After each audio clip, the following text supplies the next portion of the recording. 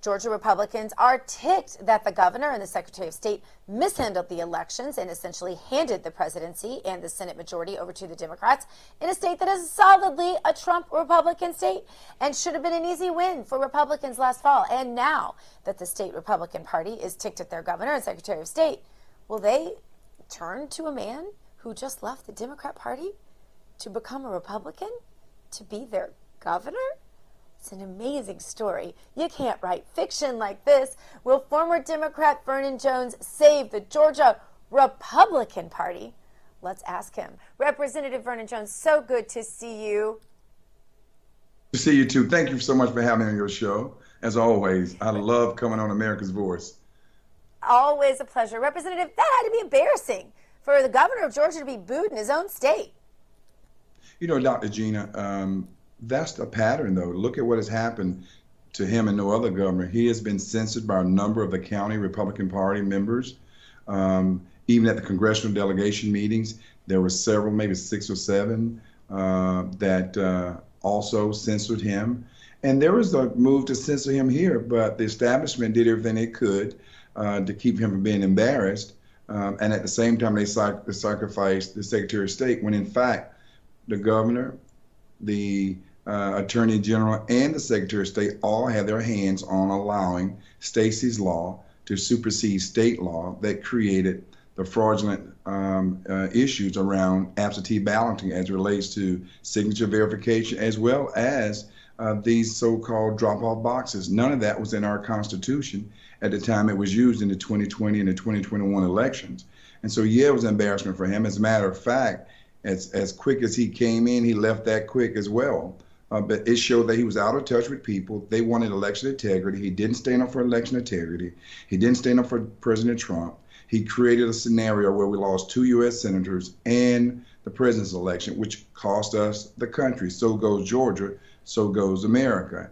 And so, yes, they had a right to do that. They felt that way. That was their frustration. But if you think that's something, you wait until the election, and he's going to really feel what had happened and the impact that it had on Georgia's voters. Yeah, because this weekend was really supposed to be about them, but it turns out that a lot of people made it about you. Well, you know, normally we have a sitting governor.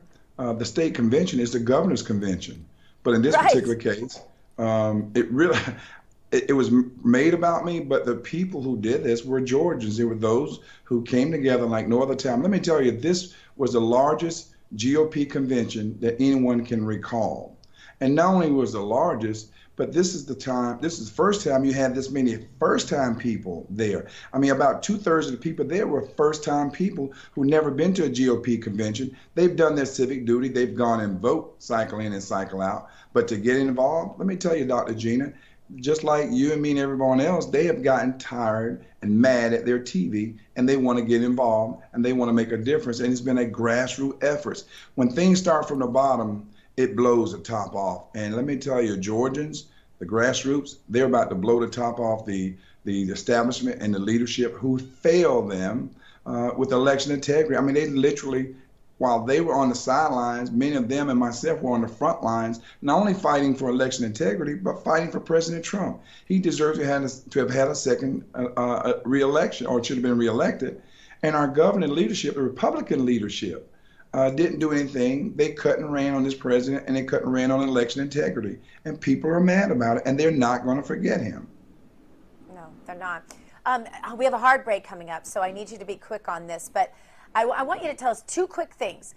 Can everything be fixed before the election, and how can supporters help you? Well, first of all, the election is going to be in May. We're looking forward to having support. People can go to jonesforgeorgia.com, make a donation. If you want to join this fight, you want to fight for election integrity, you want to fight so we can take back our state and take back our country, please support our efforts. They know that I'm the only one that can beat Stacey Abrams. The liberals are going crazy. The Democratic Party is going crazy. So join me. We're building the party. We're bringing in more conservative minorities. We're bringing in more young people. We are here to fight for you. So again, go to jonesforgeorgia.com and help me out. Help us out, I should say. If this weekend is any indication, you're on a good track. Representative Vernon Jones, candidate for governor down in Georgia, good luck with your race. Thanks for being with us. Feel the Vern.